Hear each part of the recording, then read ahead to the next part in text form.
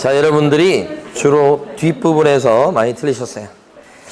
자, 16번 문제는 16번 문제 정답이 5번이고요. 16번 문제 정답률은 보니까 63%. 예. 그래도 꽤 맞으신 거예요. 1번 같은 경우는 개업공인중개사가 매매계약서를 작성 교부했죠. 그러면 실거래가 신고를 등록관청에 가서 하는 게 아니라 신고관청. 등록관청이 틀렸죠. 그래서 부동산 소재에 관한 시장군수구청장인 신고관청이 한다. 자, 2번 질문은 개업공인중개사가 계약서를 작성했어요. 그러면 부동산 거래계약 신고서에다가 매도인과 매수인도 서명 또는 날인합니까?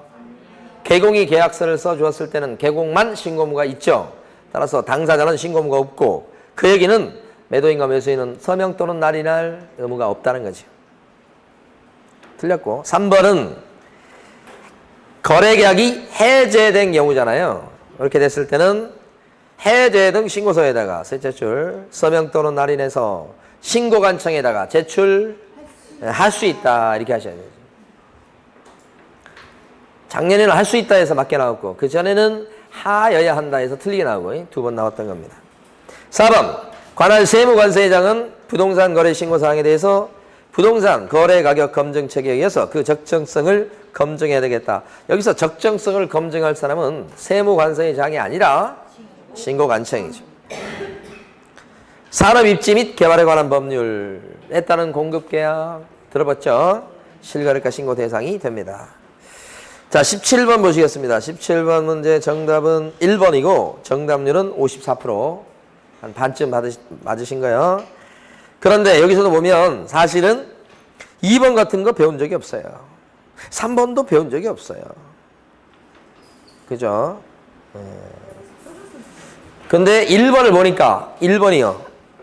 국토교통부 장관은 거래 신고를 받은 경우에는 부동산 거래 가격 검증 체계를 활용해서 검증 체계를 만든다는 뜻이 아니에요. 지금 활용해서 적정성을 검증해야 됩니다. 적정성을 검증할 사람은 국장이던가요? 신고관청이잖아요. 거래 신고를 갖다가 받는 관청은 국장이던가요? 신고관청이죠. 그러니까 거기는 거래 신고를 받은 경우 이렇게 나오잖아요. 국장이. 그거 다 틀린 거예요. 신고관청으로 바꿔주셔야 되는 거예요. 그러니까 1번만 봐도 정답이 1번이어야 돼요. 그걸 생각한다면 17번 문제는 정답률이 100% 나와야 되는데 54%니까요. 한 반 정도 해당하시는 분들은 반성하셔야 돼요. 2번을 보니까 2번은 처음 듣는 얘기예요. 자, 일단 이걸 정리해 볼게요. 실거래가 신고 의무를 위반했다. 거래 신고 의무를 위반했습니다. 이렇게. 거래 신고 의무를 위반했습니다. 그랬을 때, 자, 요게 제재를 보면 세 가지로 나뉩니다. 자, 먼저 3천만 원 이하의 과태료가 있습니다. 그 다음에 취득가액의 100분의 5, 즉 5% 이하의 과태료가 있습니다. 그 다음에 500만 원 이하의 과태료, 이렇게 세 가지가 있습니다. 본 수업 시간에는 시간 관계상 못했던 겁니다. 알아두셔야 됩니다. 이 3천관은 실거래가 신고했는데 신고를 받은 신고관청이, 그죠? 진짜 그 금액에 거래를 한 게 맞는지를 신고한 사람한테 입증해 보라고 자료를 제출할 걸 요구합니다. 이걸 대금 증명, 지급증명 자료의 제출 요구입니다. 이런 제출 요구받고 제출을 안 했을 때 또는 거짓으로 제출했을 때, 이랬을 때가 3천과입니다. 여기서 기억할 것은 대금이라는 글자 자체가 기억이 될 글자예요. 대금 지급 증명 자료를, 그 돈을 진짜 지급했는지를 입증해라 이거죠. 이걸 못하면, 이걸 자료를 제출하지 않거나 또는 거짓으로 제출하면 3천과입니다. 셉니다. 그러니까 현재 나중에 여러분들 현장에 가셔서도 그게 저런 걸 소명하라고 통지서가 날라와요. 그걸 입증 못하는 상황이 되면 과태료가 세게 나옵니다. 그러니까 이거 소명할 수 있는 그런 증거를 남겨놔야 됩니다. 그러면 통장에 돈이 찍혀야 돼. 통장에 돈이 그날에 그래서 현장에서는 그걸 지키게끔 조작을 하죠. 그게 입증 자료가 없으면 안 되기 때문에. 예를 들어서 실제 주고받은 돈은 2억이야. 그런데 8천으로 신고가 들어갔어요. 법적으로 봤을 때는 잘못된 거야. 그렇지만 그날 8천 주고받은 게 그 통장에 찍혔고 그게 그 날짜가 맞으면 통과예요. 통과. 나머지는 뭘로 받으면 돼? 현금 받으면 돼. 현금이 최고야. 그러니까 대금 자료를 안 냈어. 그 입증을 못 하잖아. 3천과.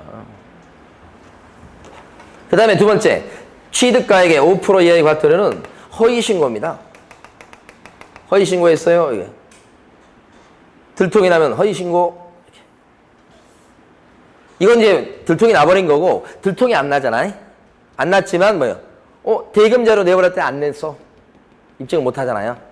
그러면 이거, 그죠? 근데 나중에 보니까 이게 더 세요. 액수가 봤을 때. 이게 더 보통 세기 때문에 거짓 신고한 게 들통이 났어. 그러면 이걸로 가겠지. 이걸로 보통. 여기 제일 무거운 거예요. 자, 500과. 이거 빼고 두 개 빼고 나머지 다 500과예요. 60일 내에 신고해야 될 걸 60일 내에 신고 안 했습니다. 신고를 하지 말게끔 또는 거짓 신고하게끔 부당한 요구를 했습니다. 옆에 있는 사람들이. 매도인과 매수인 이런 사람들이. 그 다음에 옆에서 신고를 안 하게끔 거짓 신고하게끔 조장, 방조 하여간 못된 짓을 다 했습니다. 이렇게 되면 뭐예요? 전부 다 500과. 그래서 여기서 지금 동그라미 3번을 먼저 봐요.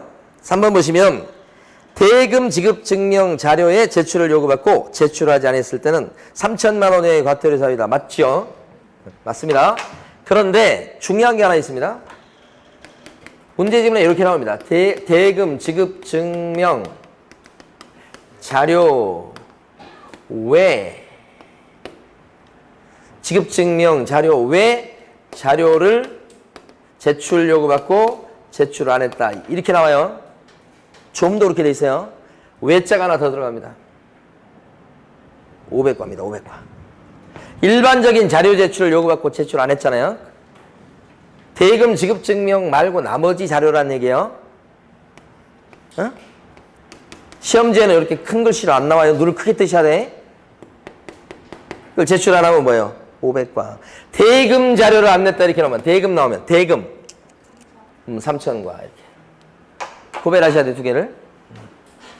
그 다음에 동그라미 2번 보면 신고 관청은 부동산 거래 신고를 거짓으로 신고한 자에게 과태료 처분은 거짓 신고한 사람에 대한 과태료는 요거잖아요. 이거? 그때는 과태료 처분은 자진 신고한 자에게 과태료를 감경 또는 면제할 수 있다. 이게 과태료를 면제시키거나 감경하는 제도가 있습니다. 과태료, 전부 다 과태료죠? 깎아주거나 또는 뭐요? 면제시키는 그런 제도가 있다. 어떻게 하면요? 자진해서 잘못했다고 자수하면요. 자진 신고. 그럼 이런 과태료를 갖다가 어떻게 해요? 깎아주거나 또는 면제시킬 수 있다.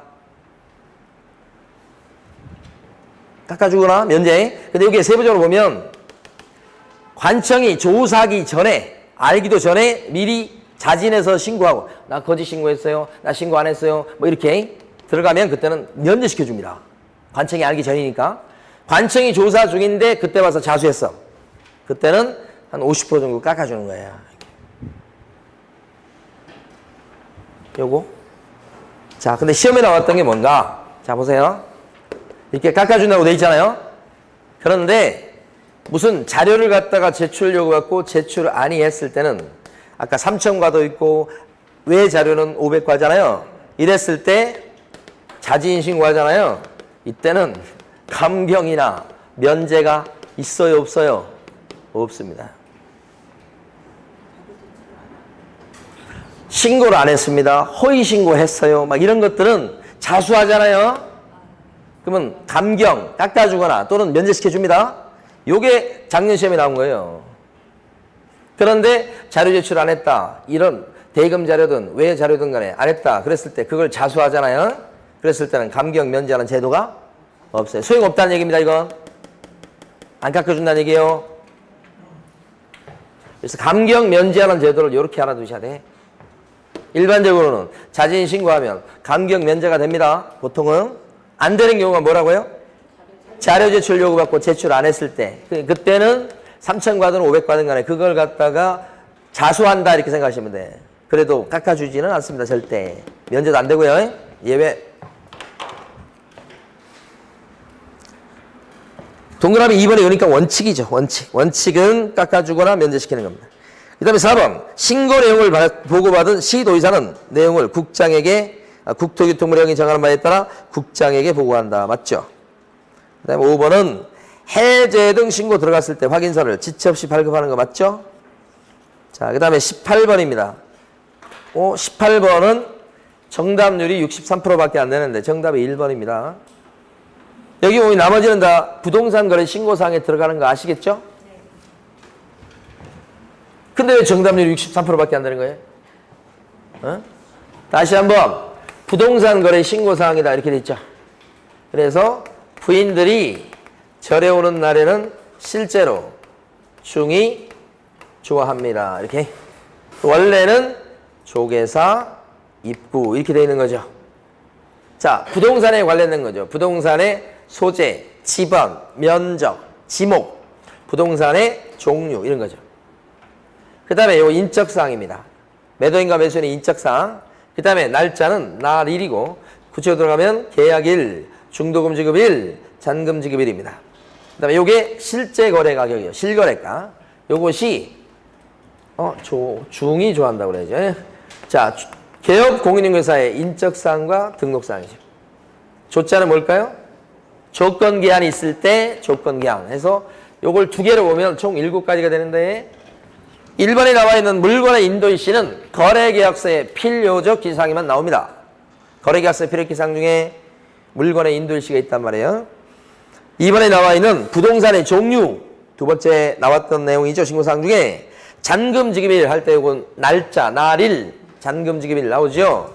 자, 네 번째는 계약의 기한. 기한이요. 조건 다음에 뒤에 기한이 붙어 있는 겁니다. 기한 냈을 때 몰라보면 안 됩니다. 조건 기한할 때 기한이죠. 5번째는 당사자의 인적사항이니까 이것이 요 두 번째 거죠. 아닌 것은 1번이고요. 생각보다 정답률이 저조합니다. 이거. 자, 19번입니다. 정답률이 27%고요. 정답은 5번입니다. 틀린 거요. 5번에 대해서는 자, 오전에 수업할 때도 잠깐 언급을 드렸던 내용입니다. 자, 1번은 설명드릴 필요가 없을 것 같아요. 그 다음에 2번은 종전 부동산 나오면 입주권 매매의 경우에만 작성합니다. 동그라미 2번. 입주권 매매의 경우에만 작성하고 그때 추가 지불액 하고 또 하나는 권리 가격을 적어준다는 것이 포인트. 동그라미 3번은 거래의 종류가 토지나 건물이다 그랬을 때는 물건별 거래 가격이나 총 실제 거래 가격 적을 때는 부가세를 뺀 금액을 기재합니다. 그럼 반대로 공급계약 전매다 그랬을 때는 부가세를 뭐예요? 포함한 금액을 적죠. 그런 얘기고. 4번은 아무것도 아니고요. 맞는 얘기입니다. 건축법 시행령상의 건축물의 종류를 적어주는 거. 5번이 왜 틀리느냐? 자, 노력을 하지 않는데 점수가 막 자기가 알아서 올라가거나 합격증이 막 저절로 나오거나 그런 일은 세상에 없습니다. 자, 2개 이상의 부동산을 함께 거래한다. 함께 거래한다고, 함께. 그랬을 때 동그라미 8번 물건별 거래 금액을 적을 때는 물건별이라고 돼 있잖아요. 자, 이때는 2개 이상의 부동산을 함께 거래합니다. 이렇게. 그랬을 때는 각각의 부동산별 거래 금액을 적습니다. 합치지 않죠? 응? 물건별이니까 각각의 부동산별 거래 금액을 적습니다. 합치지 않고. 근데 9번 확인 설명, 부동산 거래계약 신고서 기장목 중에 9번이 뭐냐면 총 실제 거래 가격이 있어요. 요 칸을 적어줄 때 여기는 2개 이상의 부동산을 한꺼번에 거래한 거예요. 지금 총이라고 돼 있죠. 총. 이때는 각각의 부동산별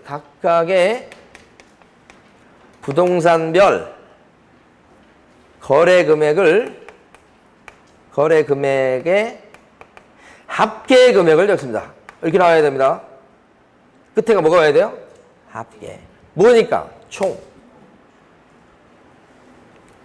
위에는 그냥 각각의 부동산별 금액을 적어주는 거고, 총일 때는 뭐예요? 각각의 부동산별 거래 금액을 합친 금액을 적는 거예요. 총이니까. 그러니까 지금 여기 5번에서는 물건별 거래 가격이니까 요거예요. 왜 거? 둘 이상의 부동산을 함께 거래했을 때 이걸 물어봐요. 이걸 언제나. 이걸 적을 때 어떻게 적어요? 각각의 부동산별 거래 금액을 그냥 적지 합계 금액을 적는 거 아니죠. 이 합계 금액 없잖아 위에는. 그럼 밑에 것도 나올 수 있다는 얘기입니다. 지금 둘 이상의 부동산을 함께 거래할 때는 총 실제 거래 가격란에는 각각의 부동산별 거래 금액을 적습니다. 요걸 빼면 맞아요? 틀려요? 이제는 그것도 틀립니다. 이게 와야 되는 거죠. 출제 영순입니다. 에? 자, 20번입니다. 많이 틀린 게 19번이었고요. 20번은 정답률이 60% 정도 되는데 이해할 수 없습니다. 20번에 1번은 허가 대상 지역 4군데 있잖아요. 네. 4군데인데 1번에 나와 있는 보전임지는 허가 대상 지역이 아니죠. 아니에요. 보전임지? 정답이 1번이죠. 근데 어떻게 이렇게 정답률이 나올 수 있습니까? 도대체가 60%, 100%가 나와야 될 건데, 그죠? 4군데 암기하셔야 돼요. 4군데가 뭐야? 암기하실 때 저는 이렇게 암기합니다. 특별한 야생 분사 문화는 허가를 받으셔야 된다. 이렇게. 그러니까 허가 대상 지역은 4군데입니다. 특별한 야생 분사 문화는 허가 받으시라. 제일 앞에 게 야생생물, 요거 아직 아니에요. 야생생물 특별보호구역이에요. 생이 뭐예요? 생태경관 보존지역이라고. 생태경관 보존지역. 분사는 뭐예요? 군사시설 보호구역 등 군사와 관련된 지역들. 요건요, 문화재와 관련된 지역들. 이렇게 4군데입니다. 허가 대상 땅.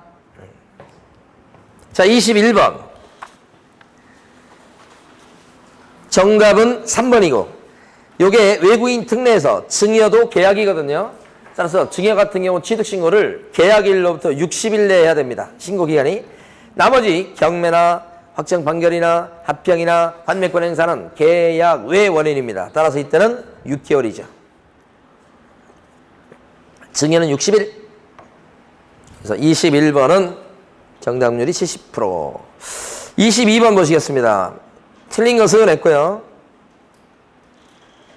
자, 정답은 4번이고 정답률이 90%입니다. 1번은 읽어보세요. 맞고요. 2번 지문은 외국인 등의 위임을 받은 사람이 있을 적에는 그 사람이 외국인 부동산 등 취득 또는 계속 보유 신고서 또는 취득 허가 신청서의 제출을 대행할 수 있다. 위임을 받은 사람이 대신해 줄 수 있어요. 별거 아닙니다. 3번은 15일 이내에 허가 또는 불허가 처분이니까 맞는 거. 4번 지문을 보시면 딱 절반이 대한민국 국적을 갖고 있지 않습니다. 구성원 중에. 이러면 외국인 등에 해당하지요. 많이 맞추셨어요? 5번은 토지거래 계약에 관한 허가를 받았다. 그랬을 때 외국인 특례에 따른 취득 허가는 필요 없죠? 아시죠? 그러면 이건 어떻습니까? 토지거래 허가 받았다. 그랬을 때는 부동산 실거래가 신고는 합니까? 할 필요 없게 됩니까? 토지거래 허가 받았습니다. 그러면 부동산 거래 신고는요? 또 해야 됩니다. 이건 이거고 이건 이겁니다. 토지거래 허가를 받았죠? 그랬을 때는 외국인 특례에 따른 취득 허가는 필요가 없어요. 이쪽이 이겨버리죠? 토지거래 허가를 받았습니다. 자, 그럴 때는 거민받은 것으로 의제가 되나요? 됩니다. 거민제도 형편없는 제도입니다. 토지거래가 센 제도. 토지거래 허가를 받았다 그랬을 때 그 토지가 농지일 때는 농지증 받은 걸로 의제하지요. 이거 중요하죠. 주인공으로 많이 나옵니다. 예. 이것도 배웠던 내용, 배운 내용. 이거 중요합니다. 자, 그 다음에 23번입니다. 23번은 정답률이 30% 정도 되고요. 옳은 것은 했는데 정답은 2번이죠. 23번을 이렇게 많이 틀리는 것은 이것도 납득이 잘 가지 않습니다. 23번의 1번은 합병이니까 계약 외 원인이죠. 따라서 그때는 취득일로부터 60일이 아니고 얼마예요? 6개월이잖아요. 2번은 상속이니까 이것도 계약 외 원인이죠. 따라서 신고하지 않거나 거짓 신고하면 이때는 100만 원 이하의 과태료는 게 맞습니다. 이 상속 같은 경우는 6개월 내에 취득 신고해야 되거든. 그러니까 그걸 안 하면 100과 이렇게 됩니다. 2번이 정답이에요. 3번은 증여도 계약입니다. 따라서 이건 6개월이 아니고 60일 이내에 취득 신고해야 된다고. 그런데 한 군데 더 틀린 것은 증여도 계약이니까 취득일로부터 이러면 안 됩니다. 계약일로부터 이렇게 해야 되고. 두 군데가 틀렸습니다. 6개월이 아니고 또 60일이고. 4번은 신고관청은 신고 및 허가 내용을 매 분기 종료일로부터 1개월 내에 누구한테 제출합니까? 신고관청이 관련 자료를 누구한테 제출해요? 국장한테 직접 갖다 내는 게 아니고 시도지사. 틀렸죠. 5번은 토지취득 허가 의무에 위반해서 체결한 토지취득 계약은 무효죠. 효력을 발생시킬 수 없죠. 네, 그래서 5번 틀렸습니다. 다만 이제 이런 건 있죠. 원래는 토지거래 허가구역 내에 들어가면 허가받고 그 다음에 요게 외국인 특례죠. 이건 할 필요 없겠네요. 자, 외국인 특례이기 때문에 이때는 허가 없이 계약 체결했을 때는 계약은 무효다 이런 거고요. 2학년 위반으로 처벌받는 것까지 알아두셔야 되겠습니다. 5번과 관련해서는. 자, 24번입니다. 정답률은 54%고요. 정답은 틀린 것을 물었는데 1번입니다. 외국인 등이 부동산 거래 신고를 했을 경우에도 외국인 등 특례에 따른 취득 신고를 해야 된다. 어떻습니까? 이거지 않습니까? 부동산 실거래가 신고를 했을 때는 외국인 특례에 따른 취득 신고는 할 필요가 없다. 이게 센 거? 이거 할 필요 없다는 거죠. 여기서요, 문제 나왔을 때 여러분들이 이런 거 나왔을 때 둘 다 부동산 거래 신고 등에 관한 법률에 다 있어요. 근데 어떤 용어의 그 쓰임이 있냐면 여기 부동산 거래 신고는 이렇게 거래 신고라고 나오고요. 여기 외국인 특례에 따른 요 신고는 취득 신고라고 나옵니다. 그래서 구별하시는 거예요. 그러니까 실거래가 신고를 했다. 외국 사람이. 그랬을 때는 외국인 특례에 따른 취득 신고는 할 필요가 없다. 여기 요 말이요. 1번 다시 한번 읽어보세요. 취득 신고라고 표현되어 있잖아요. 지금. 자, 2번은 딱 절반이 한국 사람으로 구성된 비법인 사단도 외국인에 해당됩니다. 비법인 사단이라고 한 것이 단체예요. 자, 우리가 외국인 특례 얘기할 때 그때 외국인은 이렇게 외국 사람이 있고 외국 법인도 여기 들어가고 한국 법인 중에도 예외적으로 일부 들어간다 이렇게 얘기를 하거든요. 근데 이 외국 법인 여기는 단체도 들어가요. 그러면 이 법인과 단체의 차이점이 뭐냐? 이건 설립 등기가 끝난 거고 이 설립 등기가 안 된 거예요. 이 설립 등기 안 된 것을 비법인이라고 그러잖아요. 단체가 사단 아니에요? 그러니까 조문에는 분명히 얘만 있는 게 아니고 여기도 있어요. 설립 등기 끝낸 것도 들어가고 비법인 사단도 들어가는 겁니다. 그 다음에요. 3번은 경매로 낙찰을 받았기 때문에 그때는 취득일로부터 6개월 내 신고. 4번은 야생생물 특별보호구역이니까 사전에 시장군수구청장의 허가를 받아야 될 지역이고 허가 없이 계약 체결했다가는 2학년 위반이다. 5번 외국인 등이 보유하고 있던 국내 부동산 등을 양도할 적에는 팔아먹죠. 취득하는 게 아니고 팔아먹을 때는 상관하지 않습니다. 특례의 적용을 받지 않겠다. 25번요. 정답률이 36%니까 많이 떨어지는 겁니다. 역시 박스 문제니까 그렇습니다. 그리고 또 한 가지는 옳은 것으로 묶인 것은 그랬는데 자 일단 OX를 해보면 기억번은 외국인 등이 부동산 등의 취득 신고예요. 잘 보세요. 취득 신고니까 외국인 특례에 따른 신고를 의미하고 그거 안 했을 때는 벌금이 아니고 과태료입니다. 틀렸네요. 니은번은 외국 사람이 대한민국에 소지하는 건물에 대해서 저당권을 취득합니다. 건물은 규제 대상이 되는 건 맞습니다. 일단은. 근데 건물에 대해서 소유권이 아니라 저당권을 취득한다고 했으니까 적용될 여지가 없지요. 니은번 맞습니다. 디귿번 대한민국 안에 부동산 등을 가지고 있는 대한민국 국민이 외국인으로 바뀌었다고요. 근데 그 외국인이 해당 토지를 계속 보유하려고 했습니다. 그랬을 때는 외국인으로 변경된 날부터 6개월 내 국토교통부 장관에게 신고. 어디가 틀린 겁니까? 디귿번 틀렸어요. 어디가 틀린 겁니까? 찾아내보세요. 찾아내보세요. 아니 이렇게 국적이 바뀌었을 때 계속 보유 신고 같은 거 하잖아요. 6개월 내 신고관청에 계속 보유 신고해야 될 거 아니에요. 어디에 한다고요? 신고관청에. 근데 거기 어디에 한다고 지금 써놨어요? 국장한테 한다고 해놨잖아요. 그렇죠? 관청을 바꿔서 틀리게 내는 경우가 엄청 많습니다. 숫자 바꿔서 내는 거 그 다음입니다. 관청이. 자, 그 다음에 리을번. 외국인 등은 부동산 거래 신고 등에 관한 법률에 따라 부동산 거래 신고를 했을 때 외국인 특례에 따른 취득 신고는 신고관청에 또 해야 됩니까? 할 필요 없죠? 요거지 않습니까? 요거지 않습니까? 요거 제일 위에 거. 이거 했을 때는 이거 할 필요가 없다. 맞는 것은 여기서 니은 하나밖에 없으니 정답은 뭐예요? 2번이죠? 2번. 왜 이렇게 많이 틀리셨어요? 26번은요. 정답률이 18%여서 제일 많이 틀린 게 26번입니다. 1번은 거짓으로 부동산 거래 신고를 하거나 신고를 하는 행위를 조장하거나 방조. 아까 나왔죠? 조장, 방조, 요구 이런 얘기 나오면 500겁니다. 신고 안 했다도 500겁니다.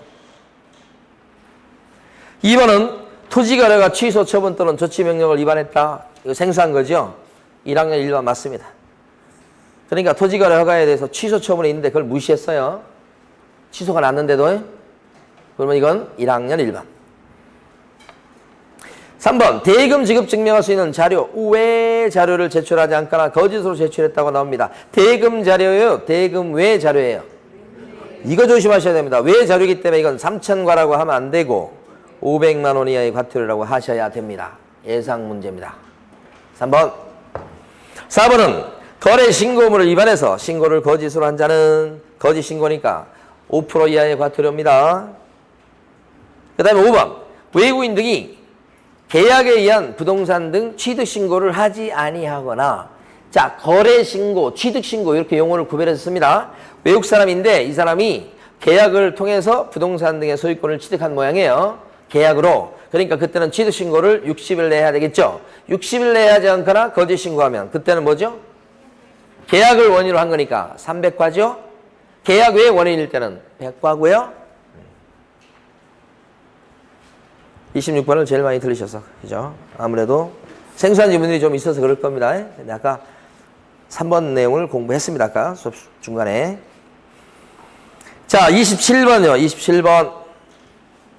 정답은 2번이고 정답률은 45%입니다. 1번은 선매할 때 그 매수 가격은 기준이 뭐 기준입니까? 어떤 금액 기준인가요? 공시지가 아니고 감정가. 선매 그랬을 때는 감정가 기준이고 그 다음에 매수 청구 그러면요. 강제로 사주는 거 공시지가 기준입니다. 2번이 맞습니다. 선매자로 지정된 자는 지정 통지를 받은 때부터 15일 내에 매수 가격 등 선매 조건을 기재한 서면을 토지 소유자에게 통지해서 선매협의를 시작해야 되겠다는 거죠. 15일 내 시작이죠. 2번이 정답. 3번은 왜 틀렸습니까? 3번은 둘째 줄에 방치죠. 방치 시켜놨을 때는 몇 프로 이행강제금? 10% 이행강제금입니다. 7%가 아니고 10%. 4번 토지거래 허가 또는 불허가 처분에 이의가 있는 사람은 처분을 받은 때부터 언제까지 시장구청장한테 이의 신청할 수 있나요? 허가 또는 불허가 처분 난 거에 대해서 특히 불허가 처분 난 거에 대해서 이의 제기는 언제까지 하나요? 언제까지? 1개월 이내입니다. 30일이 아니고요. 1개월 이내죠. 자, 그 다음에 5번. 농지에 대해서 농지 취득 자격 증명을 받은 경우에는 법 11조에 따라 토지거래 계약 허가를 받은 것으로 본다. 반대요, 반대. 그죠?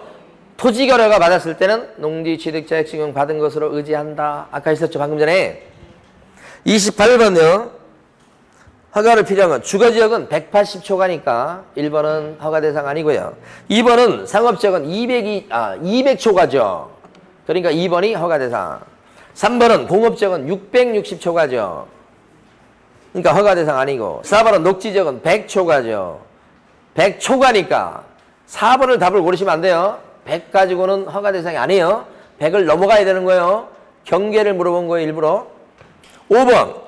도시 외 지역이에요. 비도시죠. 그때는 농지니까요. 500초가가 돼야지. 300 갖고는 허가 필요 없죠. 그래서 정답은 2번입니다. 29번에 정답률은 77%니까 많이 맞추셨고 정답은 여기서 4번. 설명드릴 거 없을 것 같아요. 축산업, 농업, 임업 이거 전부 다 어떻게 돼요? 업 이런 거 2년입니다. 마지막 30번 문제입니다. 자, 3개가 다 틀린 지문들인데 어디가 틀렸는지를 볼게요. 정답률은 31%니까 많이 낮습니다. 기업권 보시면 국장 또는 시도의사는 허가구역에 지정사유가 없어졌다고 인정이 되면 허가구역 지정사유가 없어졌어요. 지체 없이 허가구역의 지정을 해제하거나 지정된 허가구역의 일부를 축소할 수 있다가 아니고 하여야 한다지. 리언번 국토교통부 장관은 허가구역의 지정사유가 없어졌다고 인정이 되면 중앙도시계획위원회 심의를 거치지 않고도 허가구역의 지정을 해제할 수 있다. 아닙니다. 지정이든 지정해제든 절차가 똑같습니다. 4단계 절차가 똑같다는 얘기입니다. 첫 번째 뭐부터 합니까? 도시계획심의위원회 심의. 지정하든 지정해제든 풀든 간에. 그 다음에는 뭐예요? 지정공고. 자, 풀 때는 해제 공고하겠죠? 그 다음에요. 통지. 여기저기 다 풀렸다고 또는 지정했다고 통지합니다. 마지막에 어떻게 됩니까? 주민들한테 열람을 시키죠? 그러니까 지정이든 지정해제든 다 이렇게 4단계는 똑같습니다. 예? 다만 이제 재지정할 때는 절차가 4단계가 아니라 재지정할 때만큼은 단계가 하나 더 늘어나죠? 재지정할 때만큼은 심의 전에, 재지정할 때는 심의 전에 뭐가 들어갑니까? 의견 청취가 더 들어가지요? 요것만 더 들어간다는 거예요. 뭐 할 때요? 재지정할 때는. 그래서 5단계가 되죠. 디귿번 민원 처리에 관한 법률에 따른 처리기간에 허가증의 발급 또는 불허가 처분 사유에 동지가 없거나 선매협의 사실에 동지가 없거나 하여간 15일 내에 허가도 안 내주고 불허가도 안 하고 선매협의 통지도 안 하고 그냥 지나갔어요. 그럼 어떻게 됩니까? 그 민원 처리 기간이 끝난 날이 아니고 민원 처리 기간이 끝난 날 다음 날에 토지거래 계약 허가가 있는 것으로 본다. 그래서 지체 없이 허가증을 주게 돼 있죠? 틀렸죠? 그래서 어쨌든 끝난 날, 다음 날. 끝난 날이 아니죠? 끝난 날, 다음 날. 다 틀렸죠? 아니, 지금 아직도 다 못 읽은 거예요?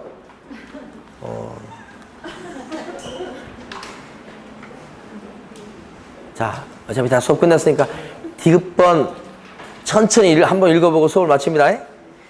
민원 처리에 관한 법률에 따른 처리기간 15일 얘기하죠.